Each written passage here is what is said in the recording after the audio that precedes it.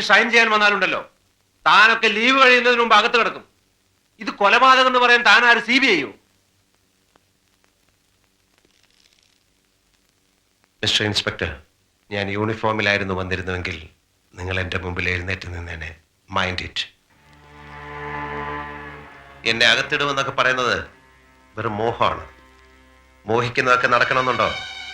I M a soldier with a respected rank. You know that?